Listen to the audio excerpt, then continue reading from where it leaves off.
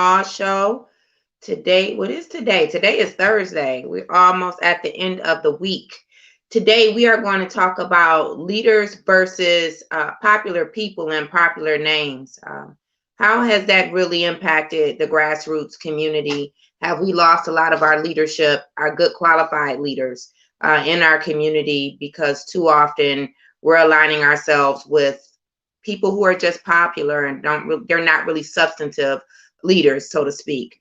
Before we get started, let's give a couple of updates again. February the 13th, which is a Saturday at 12 p.m., the People Slate will be holding a mayoral town hall. Again, no endorsements will be made after this town hall. It will be a diverse group of panelists who will ask questions based on budget. We'll definitely address the overtaxing issue for property taxes for Detroiter, water, housing, development, crime, just a few issues. We probably will have quite a few attendees, so we don't want to hold you there all day, but those are the core issues that we want to address. So again, that will be February the 13th at 12 o'clock, and we will hold it via Zoom. It will be on YouTube as well, and some other media outlets. What I need from you today is that I have a list of people who have actually put their name down to pull petitions, but we all know that some other people who probably are considering running for mayor have not put their name down to pull petitions. So what I need is for anyone who knows of anyone who's interested in running for mayor that is actually seeking the office of mayor, not just thinking about it, but if you're seeking the office of mayor, please reach out to info, I-N-F-O, and it's at the People's Slate. That's info at the People's Slate. I need you to send me their name and any of their contact information so we could get an invite out to them. As of right now, we are operating off of the list from the clerk's office, and we will use that. What else? We will be taking questions. So I will be putting out a post, excuse me, for if you have any questions that you would like to ask the candidates. Keep in mind, we will be limited for time, so I can't say that we will get to everyone's question during that town hall, but I will make sure that I forward some of those questions to the candidates, and hopefully they can respond to you independently if we don't get to your question actually on the town hall. That's it for the town hall. More details will be coming later as far as the panelists. I have secured, I think, 4 out of the 6 panelists. I'm working on 2 more. So when we're done with that, we will post that as well. And also some of the mayoral candidates that have accepted the invite. So I think it'll be really good for the public to be able to start to hear from these candidates more so than just a 2-minute stump speech, which sometimes can be misleading or misinterpreted, let me say that, to the public to understand who would be the most viable candidate or candidates. If we could do something to at least get the majority of Detroiters to move forward with just a top 2, not including the current mayor, then that would be great, because what will happen is that it will make it easier after the primary to get that candidate that does advance beyond through the primary to the general election. It'll be easier to get the person who didn't win to lend their support to that candidate who did, to be the person to oppose the current mayor, Mayor Mike Duggan. And that's it for that. Again, you can send your information to info at the People's Slate, info at the People's Slate, and we will definitely get on that and respond to you. Let me say this. Thank you, thank you, thank you to all of you who have been supporting me, who have been showing up, and you kept on following me on Facebook, YouTube. I appreciate it. Instagram. My heart is really full. Yesterday, we just broke numbers. I never expected to have over 1,000 people following this show, but I want to talk to you about what that really and truly means. It's not about just following the Nicole Small Show, not for me at least. What that is about is showing a system that has existed for so long, that has undervalued our worth as a people, who has disrespected our people with going unchallenged. A system that operates to think that they can profit off of our talent and in turn are not responsible for making sure that we're properly rewarded. Let me say that. That's what yesterday and these last 3 days have been about for me, to see people to say, you know what, we don't have to take that type of treatment. We have other options in life, and for us to understand our power and our worth. That's what this is about. That when I walked on last Friday, to be able to turn right back around on Monday, Tuesday, and Wednesday, and for the support just to keep growing, I appreciate it. But for me, again, it just really shows what we can do together and how we need to be less tolerant of this type of treatment. I know some people don't feel the same way, and to each his own. I am not here to tell others what to do as far as making their own personal decisions to whether or not to endure that type of treatment. Because if they do it to one of us, absolutely, I guess if they do it to one of us, enough should be enough. But I think that this time the line was crossed. We'll see. I know that there is a group of activists and just Detroiters, and not even Detroiters, people in the Metro Detroit area and probably around this country, who have heard about what is going on with that station and said, you know what, no more. This is extreme. And to you, I commend you for taking a step to say, you know what, we're going to boycott, and to welcome others to get into that. That lead has been taken on by someone else. I didn't expect that to happen either. I knew that once the story came out about Kwame Kilpatrick, I didn't even really think that it would come out. But once it did, I knew that people would probably respond accordingly. So listen, congratulations to those of you who said, I can do better and I deserve better, and have taken a stand to say, you know what, I will continue to follow this show and maybe some other shows that will come up later on after this, just to show, you know what, I have other options. And that's where we should be. You figure the sacrifices, this is Black History Month, the sacrifices that have been made for all of us, not just sweat equity, but blood has been shed, lives have been lost for us to be able to be afforded the freedoms that we have. And we should always appreciate that. And we should be cognizant of our actions in making sure that we pay homage to the sacrifices that have been made for us. So I wanted to definitely say thank you and just highlight all of the great work that all of you have done to step up to the plate to say no more. What else is going on? I don't think that there are any large community meetings, no, going on this week. Food pantries are opening back up. So reach out to me and let me know. I want to make sure I share that information about the food pantries that are around the area, because I guess what had happened is that some of them took a couple of weeks, I don't know, for deliveries. I'm just hearing this from people. If it's an issue, I definitely want to share that information with you. No one should be going hungry at this time. We don't want to see that. We want to make sure that we get these resources out. Next week, we will have an update. If I could get the information tomorrow, I will share this about the vaccine. I have been getting some questions about the vaccine. I do believe, to my understanding, they did get some more of the vaccine in for the city of Detroit at the Cobo location. I know a few people who went there yesterday.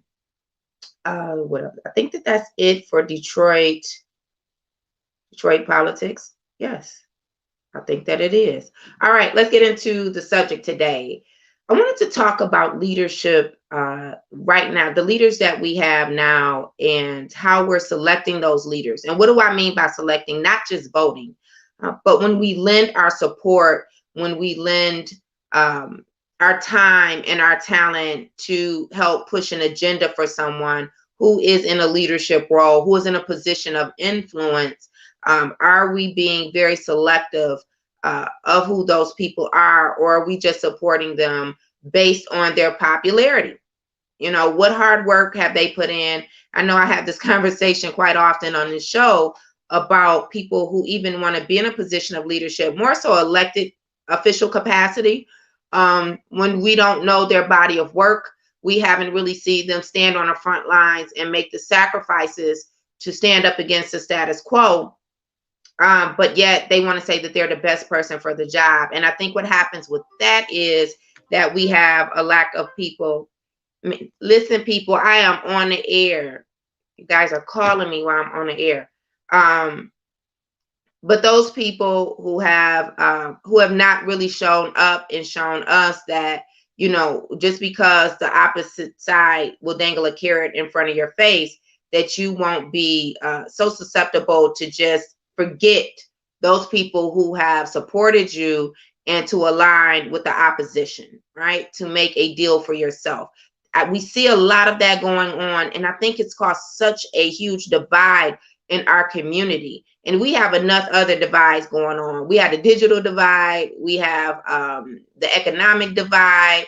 We have quite a class divide. There are enough divides going on that if maybe we can make better decisions that look at the content of character and the body of work for some of these people before just jumping on their train and their platform to say that we support them. I mean, there's nothing wrong with saying, hey, I'm interested in what they have to say, but we are literally rallying around people, especially here in Detroit. And I say this all the time.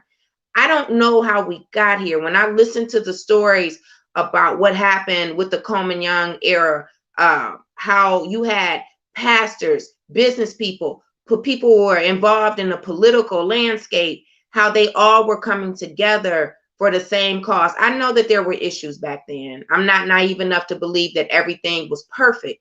But at the same time, I mean, they were moving in the same direction. That's where you saw you reap the benefits of the rewards of having good, strong leadership that really led from a lens to understand that if we don't move together, then we're moving apart. And then that whole concept about to divide is to conquer, I believe personally, from what I have seen in my adult years, is that it works. And for some reason, it's our community that is so easily targeted to divide us, and it works. And then we'll start to support it.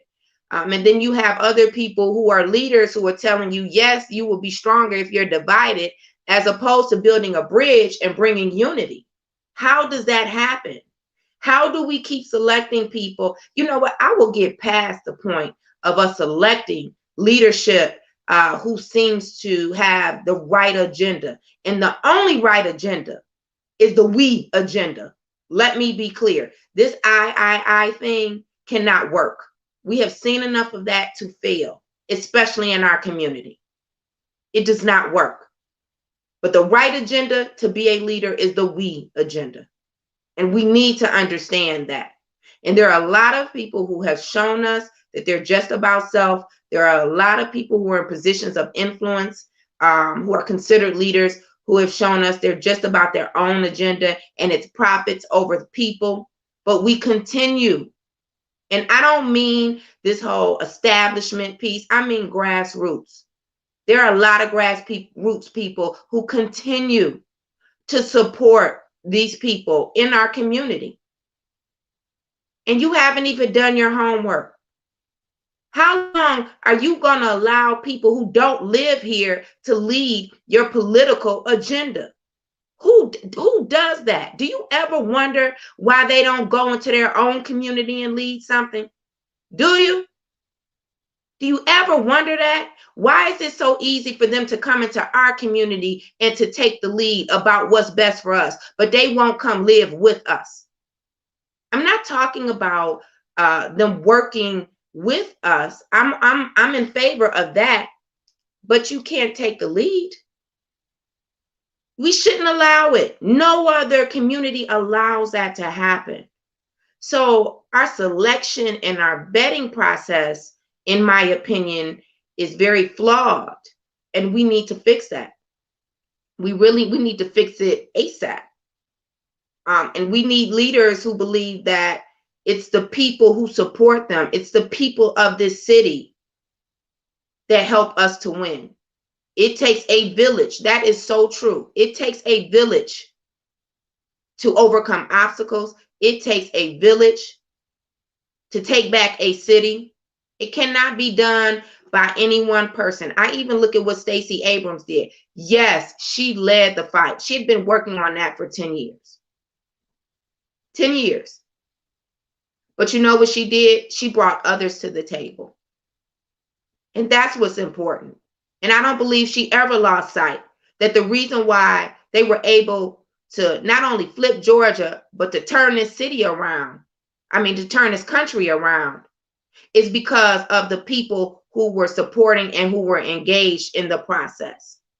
And that's millions of people, not just one person. And when you lead with that type of mindset, I think that you understand not only what we have to do, but what's ahead of us that we can achieve. That's the way I would like to see us thinking more so moving forward. Let me just talk about I want to just pick out 2 leaders right now who have led in the city of Detroit to overcome some accomplishments. And I want you to pay attention to some of the things that occurred in their leadership, their time in leadership, that are very similar to what we see happening today. Because I think that there's a defeatist attitude that is taking place at an all-time high in our community. We can't do this. The mayor can't be defeated. Well, this person is never going to be removed from city council. Well, all of the land is gone. It grinds me when I hear that there's nothing left. If there was nothing left in this city, then why do we have so many people coming in from out of the country, other states, and other cities, still being attracted to this city to buy land, to open up businesses? So there's absolutely something left. Stop this defeatist attitude. Maybe it's because you've never won anything and you feel defeated in your own life, but you should not in turn spread that around and speak that into existence for the rest of us.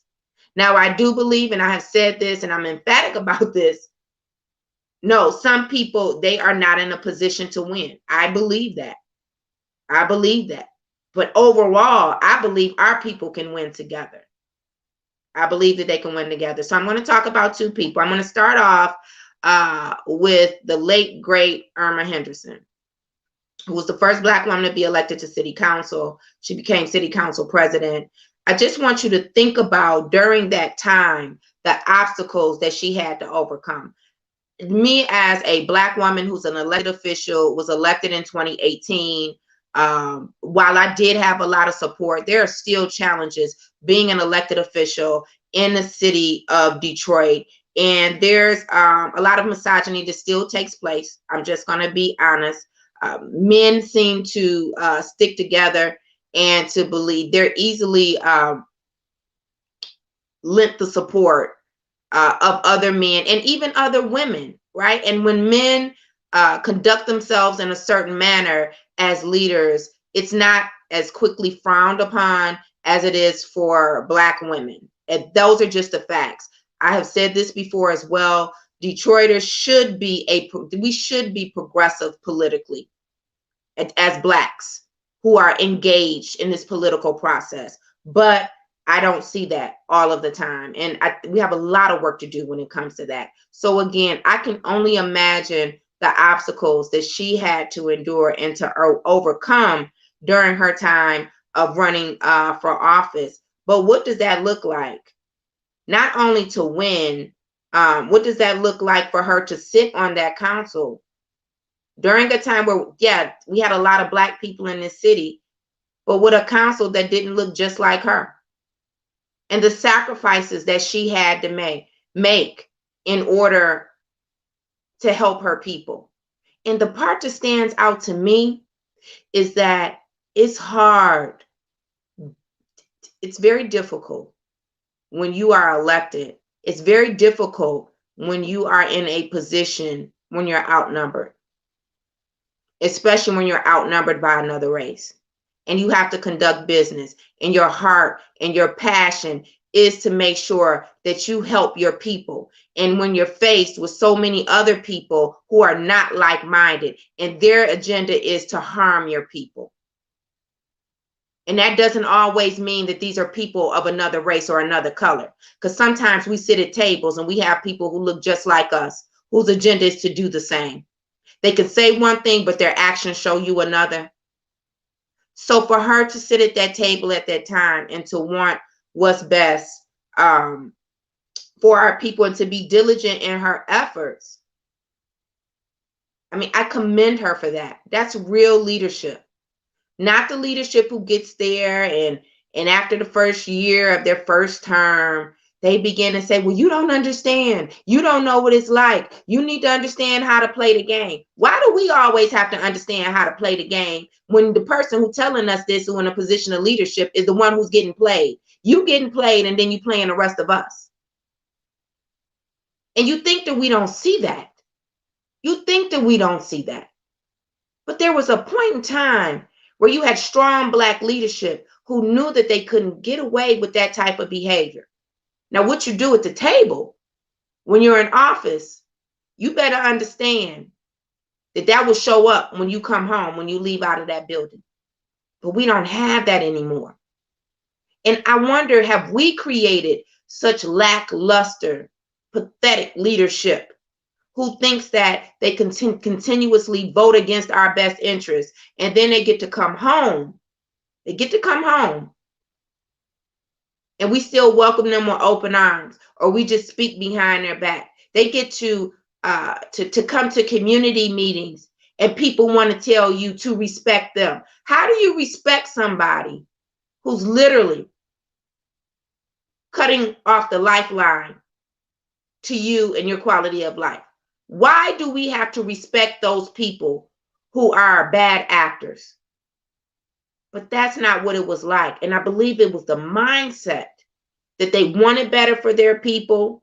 It was the mindset that they knew that their people wouldn't be tolerant of this type of behavior. But what happened in our community that we got so far removed away from that? Where are the Irma Hendersons? Why do we not select more Irma Hendersons as opposed to Janae Ayers? Why do we do that? How can these people feel so comfortable sitting in these positions when they vote against the best interest of the people? How do they become that complacent? It's because of us. It's because of us.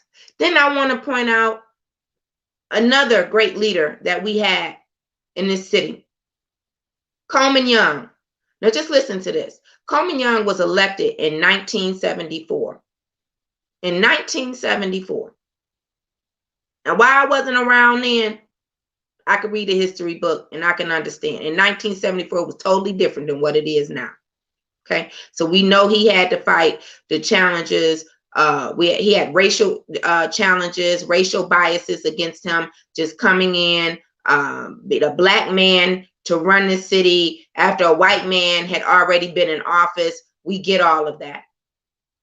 But what I respect so much about Black people who elected Coleman Young back then is that you understood the importance of having a person who looks like you, who respects you, and wants the best for you by any means necessary. You made sure he got in office. And by any means necessary, when he was elected, he made sure that he represented your best interest. I mean, this is what I don't understand about Black people in this new leadership. You always want to tell us, well, it's not just Black people who live in Detroit. It's never been just all Black people who live in Detroit. So stop saying that. But we are the majority. And if we don't operate with that type of mindset, from that lens, then we will continue to lose everything that we built, and that was built for us by us. So he comes in 1974. The population at that time was more than 1.5 million Detroiters. We had more than 1.5 million residents living in this city. And he was able to win that election. Just think about how much of a huge feat that had to be. Listen, right now when we campaign citywide, we looking at maybe targeting a universe of 120,000 people, right? But you have 1.5 million people with a high voting turnout. These people would vote. And first thing he did during his first term, he came in and he understood what Black people were suffering. Okay, he understood that. And so his first thing that he addressed was the stress team.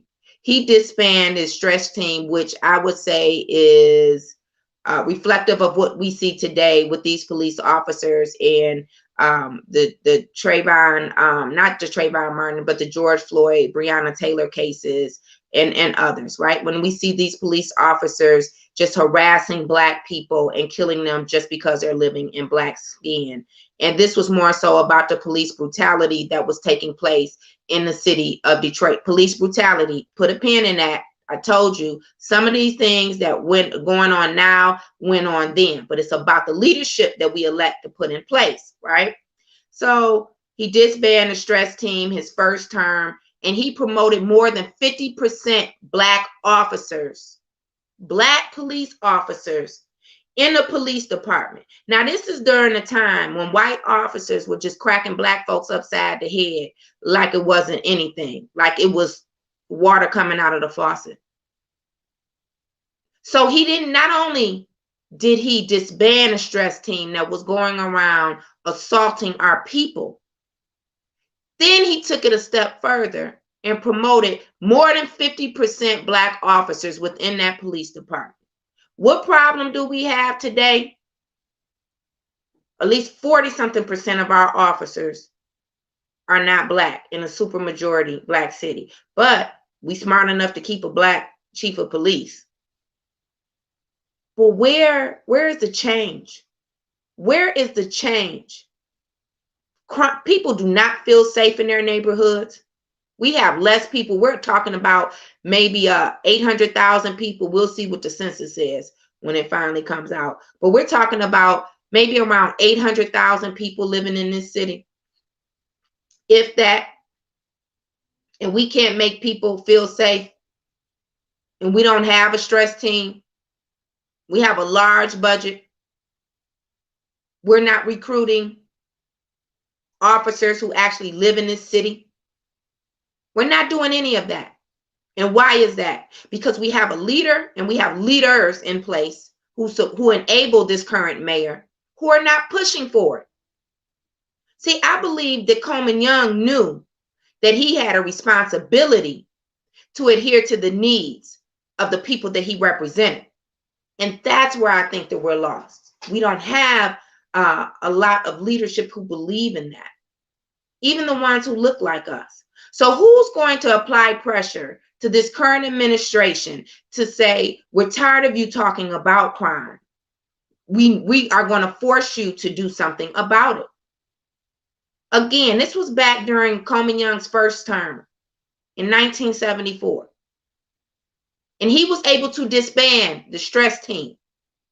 And he was able to promote more than 50% of the Black officers. We don't even ask for that now. Not as a whole, we don't. You're so enamored with who the chief of police is. You're so busy trying to protect the current mayor and make up excuses. Or you're so busy, you know what? Pointing the finger at people who get out here and they protest. That's really a great solution, isn't it?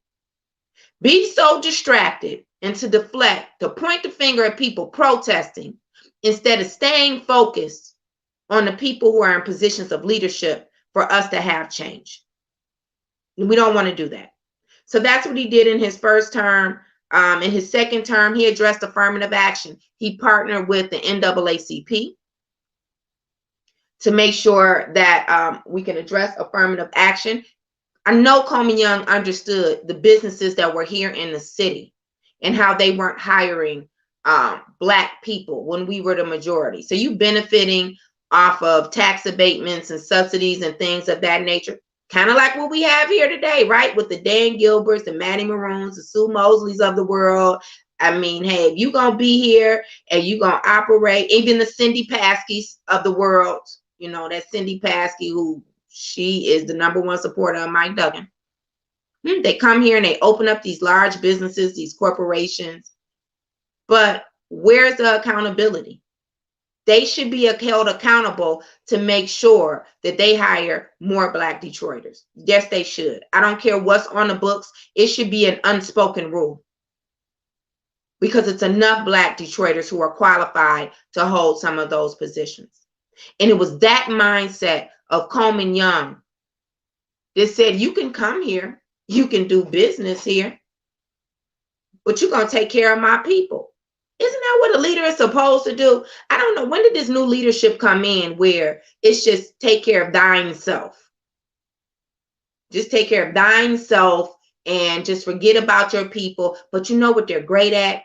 Keeping you at bay. They just keep you at bay. Oh, it's always we gonna do this when they need you to come out and to support them. But when the deal is made, how many of them are really trying to help you? Who's stepping up talking about water? Oh, the people who got the organizations that address the water issue, the water shutoffs. Where are these other leaders? They won't even say anything to the mayor about it. They won't even demand that he stops this reckless behavior to shut off more than 100. Do you think Coleman Young would have even thought about shutting off Black people's water like that? And then allowing for these mega churches and these Ford Field and Little Caesars Arena not to pay their just due? Do you think he would have even thought to do that? If that was already established when he came into office, I guarantee you that would have been one of the first things that he fixed. See, we want to talk about Coleman Young, but we don't want to talk about why we don't have any more Coleman Youngs or Irma Hendersons really elected right now. Why so few, if any? It's because of us. So what do you want? Do you want somebody who could just speak well and, you know, they're so popular, you know, he the man, or, you know, she really in charge, she powerful. We love to say that. But manage your expectations, people. I think you expect too little. I think your standards are too low. How do you still reference a man who has done so much to build Black economic and political wealth? He created the cachet for Black economic and for economics and politics in the city of Detroit. He created that. You reference it, but your behaviors don't show that that's what you want. That that's the, by any means necessary, and without a doubt, this is where you should draw the line, that that's the only thing that you're going to support. But you waver too much. Too many of us just want to waver. Well, you know, when you start to say, well, but, that's when we know things are going to go downhill. These obstacles and challenges that Coleman Young is faced with, these people today, it pales in comparison. We can have change, but we only can have change if we act like we want it. And if we demand it. And here we go. We always want to quote, power concedes nothing without a demand. What are you demanding of these people who are in roles of leadership and influence? What are you demanding? This is why I don't feel sorry for this so-called current bunch of leaders. The obstacles that had to be overcome back then were far greater than what we see now. See, we opening up the door for somebody to come take advantage of us. We know the person on the other side of that door means us no good and only wants to do harm, only wants to take away what we have built. And we open up the door, we will take the hinges off. That's what we do. That's what we do. And so because of that, this is why you have the Scott Bensons who come from California. How's somebody gonna come from another state and gonna dog walk you? How does that happen? And then you let him continue to do it. How does that happen? How do we keep letting people come from other cities and other states And we allow them to destroy what we have built, to dismantle our community, to disregard our best interests. It's because you want the popular person. That's why. Instead of selecting a leader who has a substantive platform, who understands the solutions behind getting that done.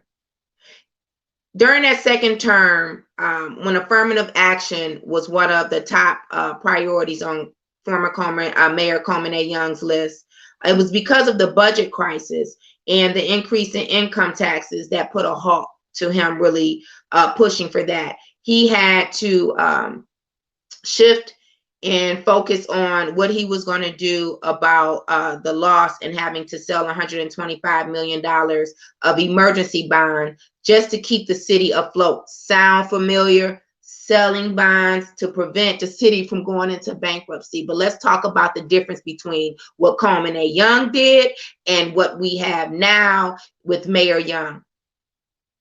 The difference is he asked the people to trust him. They did. They even took a 2-year freeze on their wages, so they didn't get any promotions or any bonuses or anything like that. They didn't get an increase in their pay for 2 years. People did that, but in return, you know what he did? That's when he understood that in his third term, he had to be better at building relationships with the suburbs. He had to do a better job of bringing jobs into this city because you had to look at a regional approach. And he understood that. And that's what he did. But we always hear about what with development? Jobs, jobs, jobs. The jobs come into this city. But what happens? They don't come to us. And that's the problem. They don't come to us. How do we let that happen? Every year, somebody's running on a campaign about jobs, and then the jobs go to the majority of somebody else. When we have a high rate of unemployment in this city, it's not like 90-something% of our people are gainfully employed, making a livable wage. That's not the situation here. The situation is that people are in need of being able to have access to these jobs. And it's not that they can't find the talent. It's that, listen, when these deals are made, they intentionally overlook you. They have no intentions of even considering you unless you're going to go along and get along and to support their agenda to dismantle your own community. But that's not what happened with Coleman Young. What happened with Coleman Young is he made sure that people understood from any race. If you're going to come into this city and you want to do business, you're going to bring jobs, then what you need to do is you're going to make sure that you take care of my people. What happened to that? Oh, the people that are being taken care of change. That's what happened. See, because they don't all just look like us. They are not all, the majority of them are not of the same mindset that, you know what, we deserve better. We deserve better. That should be your mindset. And that you're going to demand better. Stop tolerating this type of treatment. We can change it. And we have shown before that we can change it. But somehow we forget, or I don't know if we get tired. I don't understand, but the psychological warfare and the games that are being played on our people needs to stop. It needs to stop. Then we have, what else did he do? Put a 2-year year, and he grew the city. Let's talk about his 4th year. He lost almost 800,000 people. And I want to point that out because so often we hear about how, you know, we've lost a great portion of residents in the city of Detroit. Yes, that's an issue. And yes, it does affect the tax base in the city. I understand that. But it's no different than what the obstacles that we have faced before in this city. It's about how these dollars are being used. Should your dollars really be used to create bike lanes? Should that have been something that was even on the radar the first term, the second? We're talking about going into the possibly the third term. It'll be a new administration, however, but should bike lanes even be on the radar right now? Can we afford to have that type of leadership? I want you to think about it, because what I hear in some of these meetings, people saying that, oh, well, we like the bike lanes. Do you understand what that means when you support that type of development, when you support the use of dollars? I don't care if they're grant dollars coming in here. See, what you need to understand is that grant dollars too can help solve some of the ills of this city. They have been before. Don't think that grant dollars only have to go to bike lanes. Don't think that grant dollars only have to go to a streetscape. They don't. These grant dollars can be used to offset some of the water debt. These grant dollars can be used for what? Help people repair their homes. Do you know why some people lose their homes? It's because they have to spend so much of their money, because they're on a fixed income, to do some of these repairs that they really can't afford. It costs a lot to, one shingle fall off of your roof, 3 shingles, then 60 shingles, or it start leaking in one area and then that leak is going to spread. That costs a lot of money when you don't address these issues head on in the beginning. And a lot of people, the residents don't have the money for it unless they pull from another source, right? Which is sometimes paying their mortgage or paying their property taxes. We don't even have an administration that's cognizant of that, or they may be, and they don't care. Because what they did was, instead of using that money that was allocated to help people stay in their homes, they took that money to give to white suburban contractors to tear down your home. Just process that. And you're going to consider re-electing this person? There needs to be more of an outrage. You took money to help me save my home. That's what it was earmarked for. To take it to give to your family and friends so they could tear down homes. And it's again, this is a person who wants to tear down what we have built. And see, it's not just about that one person. You know what it's about? It's about those people who look like us, who continue to support this administration and this type of behavior. That's the problem. That right there is the problem. And what are we going to do about it? We just going to keep talking about it? We have seen great leadership overcome so many obstacles. So many obstacles, some of the same obstacles that are often presented as excuses for why, neighborhoods are being overlooked. These are the same issues that have been going on at least since the 70s. What's the difference now? We have so much corporate interest in this city, it will blow your mind. So if corporations can donate to give grant dollars, right? To fund a grant, excuse me. If corporations can utilize their money to fund a grant that is supposed to go to improving the quality of life for Detroiters, to improve the conditions of this city, then why are they going to bike lanes? Why are they going to bike lanes when you have people who have probably a $600 gas bill a month because they need new windows or because they need insulation blown in their home? Why is that?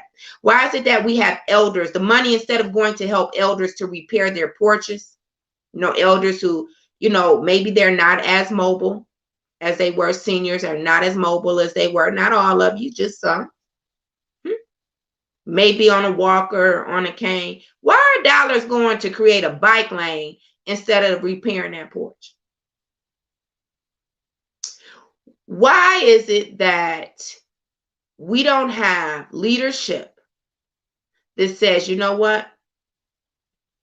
When I look to create programs to either survey the needs of people, when I create programs to go into people's community, to so-called have a resurgence, because really the resurgence in this city It's just downtown and brick and mortar buildings. That's the resurgence of the city, not into the people. If it's not a resurgence in the people, then it's no resurgence for us. So instead of having programs, people who go out and to talk to the people, is this the program you really want to see? And are authentic and sincere about listening to the responses of people? We somehow have come up with, you know what, allowing an administration to bring in people to come right into our community. I want you to think about the people who you have seen, especially in these last 6 years, who come and they do these surveys. They come and they talk to you about, oh, these new projects. But, you know, we want to hear from you. We want to know, what do you want your community to look like? Only for you to sit there to go to meeting after meeting and for them to turn around and do exactly what they want anyway. To do exactly what they want anyway. They wasted your time and they played you like a fool. But you keep coming back for more because you know what? That's the administration that we have right now. And then we have another body of government that continues to support this type of behavior. But it's because of us that they are here. It is because of us that they continue to mistreat us. It is because of us that they have somehow figured out a way to consistently to support corporate welfare instead of looking at the welfare that's best for the people. It's because of us. And I don't know what you want in a leader, but if you keep allowing for these bad actors to be elected or to be selected, because the bad actors are not just publicly elected officials. Somehow, some way, we want to follow people and we don't even do our due diligence. And I'm going to say this again. At what point did Detroiters start letting outsiders lead them? How did that become a thing? Because it's becoming a thing.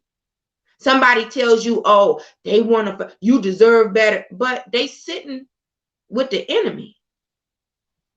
The enemy is on a board and they're not even forcing the enemy to help you, but they're using you to turn out in meetings for numbers. See, let me explain this game to you about these people with these organizations who you consider to be a leader. Some of them, not all of them, but some of them. When you want to go and pack the room for their meetings and things like that, they use your names in order to get more dollars. But are you getting a return on your investment? Because you're investing your time. Think about it. While they go back home elsewhere. See, it's an eventful life to live in this good, great city, Detroit. Very eventful. But are they really willing to participate in the festivities? That's what you need to ask yourself. And if they're not, then you need to say no. You need to say no. You will not be the leader on this particular issue. You can support us, but you will not lead us. I want to bring in, I see we have a guest. Tia, good morning. I know you have a lot to say about this subject, about us selecting popular people instead of leaders who can show their body of work that reflects that they really want to have impactful change for our great people in the city of Detroit. Do you have a comment about that? Good morning. Good morning. Let's just be realistic. Let's just put everybody work up on a chalkboard. Take away the names and see what they've done by themselves, or was it collectively done? We have to understand that everybody has a lane. If we all going the same way, we can get somewhere. But over 20 years of, and my expertise is in the school system, over 20 years of sitting at tables from Lansing to emergency managers, superintendents over and over, what I've come to realize that we are the problem. A lot of things couldn't go on without the people. You have people in elected positions now know things are wrong and accept it. Then you have elected officials who don't want you to hold them accountable for the basic things that you said you were going to do. If you are a part You're either going to be part of the problem or part of the solution. And the problem is that we think these leaders are for us and they're really working against us because it gets personal. Once it gets personal, it turns into a different ball game. It Mm. becomes I. When you get that, I might have did some things, but we did all things to make it possible.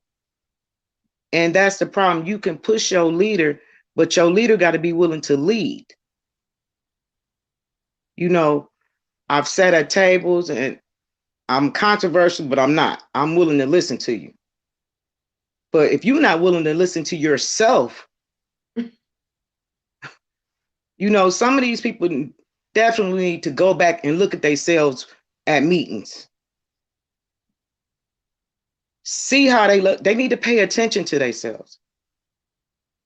You can go through life, whatever, but you need to pay attention to yourself. People need to understand when they're getting used. I feel sorry for y'all younger generation. I applaud you for standing up for something because it's people over there my age and older than me should have been the first ones standing up because they actually been through the struggle. I tell people I was born in 70. I'm an aftermath of what they experienced. But it seems to me that we forgot how to stand. And then, when it has passed to y'all age group, they was letting y'all drive into places. Nobody want to work for nothing. Everybody think they supposed to go straight to the top. And really, in reality is, most of our community organizers are community workers because we're not seeing results. We can But are talk we about, demanding? But are we we're not demanding demanding. better? Are We're we not demanding demanding better better? because we're a part of the problem. If you demand better, you're going to do better. It's willing, our problem is what we accept from our own people that we elect. That's our problem. Wrong is wrong. I don't care what color, race, creed. If you're wrong, if you stole $5, if you stole 5,000, wrong is wrong. Some people went down the wrong path to lead them into that situation. Some people know what situation they going to when they get in the situation. But at some point in time, you knew it was wrong. Then you had a nerve to come talk about somebody or get mad about somebody. I'm not trying to be funny. Y'all call it the plantation station. I'm going to keep it real. That's the parole office. But is that where we should be looking for leadership too? Like I think that You, that's the problem. We're so desperate. Our community is so desperate for leaders. Let's just take a real quick snapshot of okay. what we've experienced here lately, right? You Mm-hmm. have a lot of people who are very disenchanted with the NAACP. They believed in that organization and they believed in the leader. Listen, the man is a great orator. He could speak well. You know what I mean? He understands African American history. He also understands Black Detroit history. But they're not necessarily in support of his behaviors and the outcomes, right? It's like we have so much Black talent in a capsule and we keep it locked in instead of opening it up so that talent can thrive, right? And that's what I see when we have great talented Black people who could be good leaders for the people, but they're not. But I don't know if we're really demanding that of them. And there is a level, I think some people are just tired because they have fought this fight for so long. And I think the reason why That's they true. haven't been successful is because we haven't done it together. But two, to be honest with you, Tia, let me do this real quick. I'm sorry. If anybody wants to call in, 313-451-2228, Right. 313-451-2228. But I also think that a bigger problem is this. Some of us are walking in fear and we don't want to be the one to say anything. Okay. And I'm going to tell you this. At some point in time, people going to have to do like you did, like Elena did, and others. At some point in time, enough has to be enough. Let's just be realistic. What we just witnessed in the last couple of days, we watched in a movie, and I'm just going to say with Big Red and Cadillac Records. You remember how he was? Yes, yes, yes. What I'm saying? So during that area, people was comfortable about that. That was business. Mm-hmm. So you dealing with a generation who thinks Mm. that some people think that's business. But after you think about it, it depends on what type of business you want to do. You know, you have to realize that it's a part of negotiations. How far are you willing to negotiate your principles? That's what Mm. people have to ask themselves. Mm. And what we're seeing is a lot of people are negotiating, but it's their principles, it's not the principles of the people. All right. I'm gonna put it to you like that. That's basically what it is.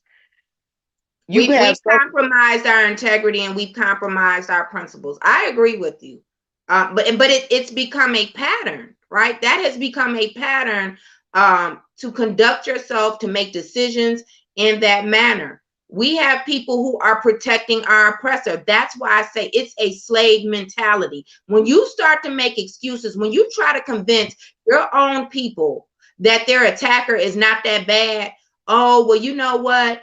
This lashing that they gave you is not as bad as what the other one could have given you. When you start talking in that manner, which is really what we're seeing, and they're the enablers, they're providing them with a safety net.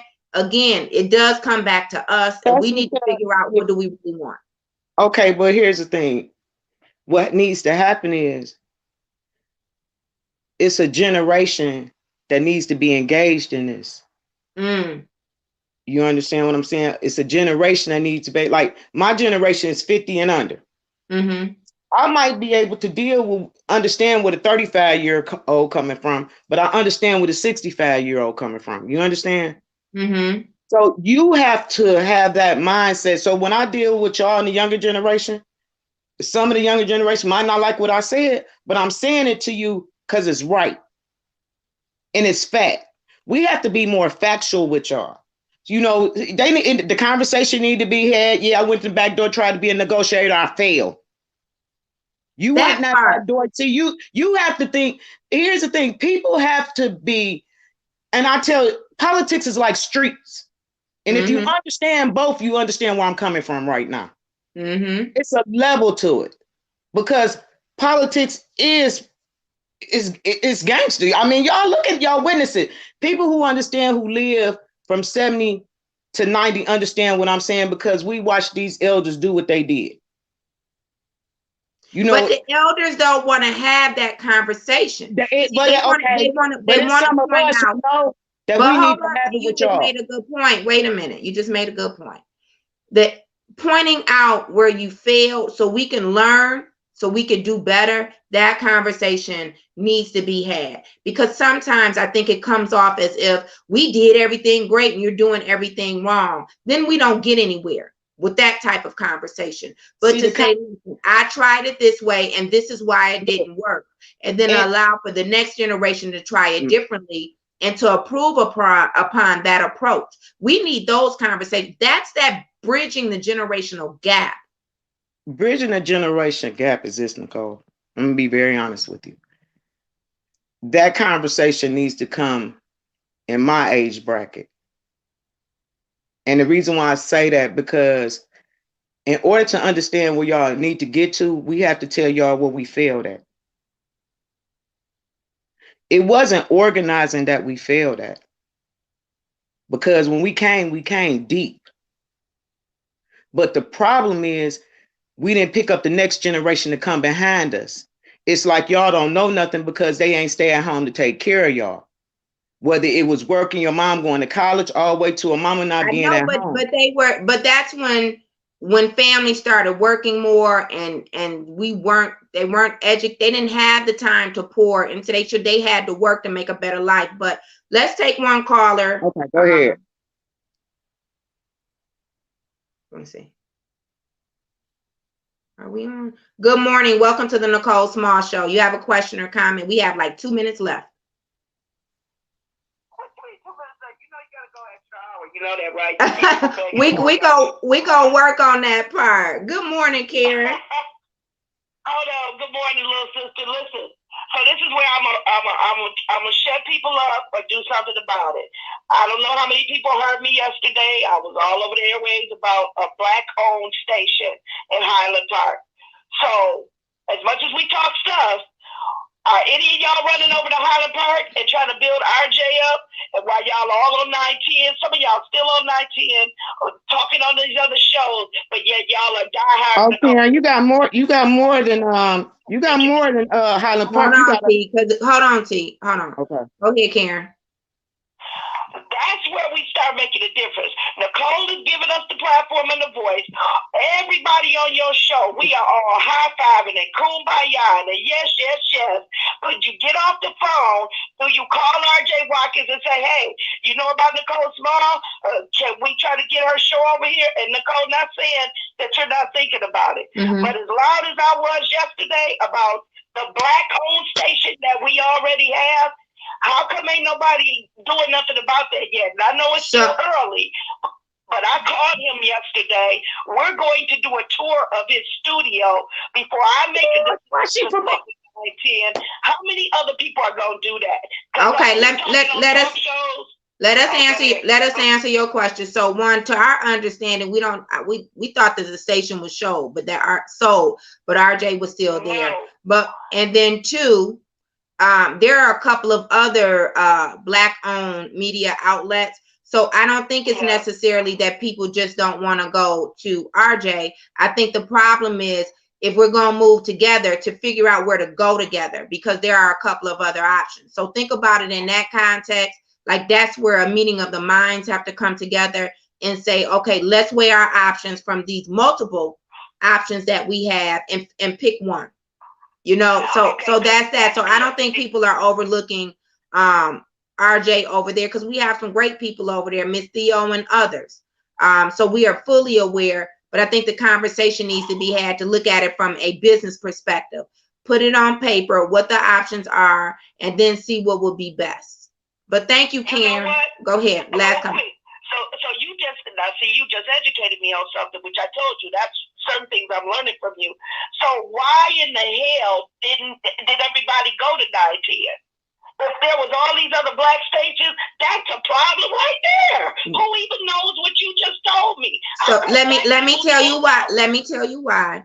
Because a lot of those stations, to my understanding, wanted people to pay to be on there. And so look, some of these people on here are not in a financial situation to be able to pay, but there are a couple of other factors. It doesn't mean that we can't get beyond it, Karen. I'm just keeping it 100 with you. Like that was a problem. Adele will let people come over there for free, right? Some of them did have to pay to be on the show. I didn't know that. I think that that's insane. You got to pay him to be on there. But yeah. Right. And so that was part of the issue. But thank you so much for calling. I got to give Tia her last words before we get off the show. Thank you. Go ahead, TJ. Oh, Lord. You know, what she said is true, but let me share this with you.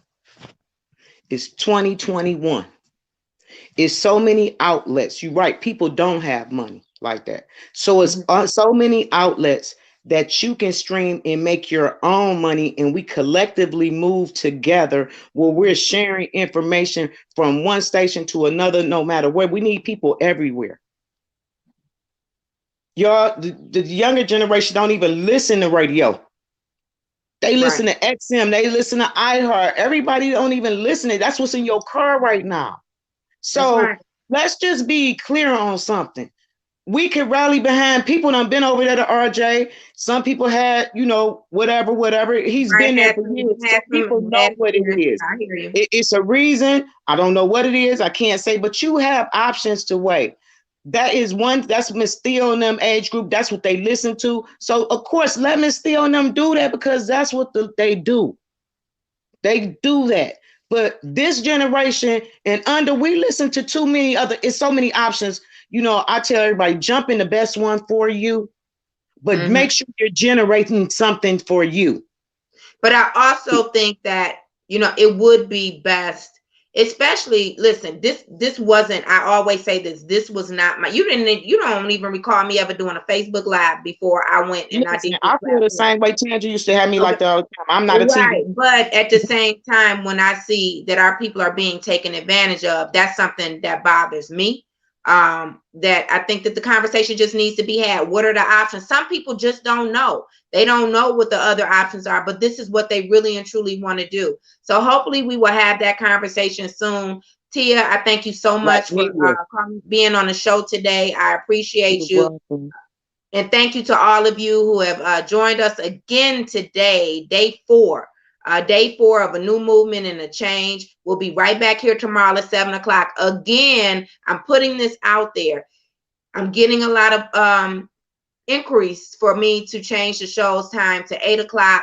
So if we're going to do that, one option could be we could just do Monday and Tuesday, 8 to 10. And then we'll just keep it that way. That'll be 4 hours instead of 5 hours a week, but at least it'll be 4 hours and we could get 2 hour shows in where we have more content. So think about it. If you want me to stay 7 to 8 or go to 8 to 10, just Monday and Tuesday, inbox me. At the Nicole Small Show and let me know what your thoughts are. We'll be right back here tomorrow at 7 a.m. Have a great day and be safe. Peace and love. Peace.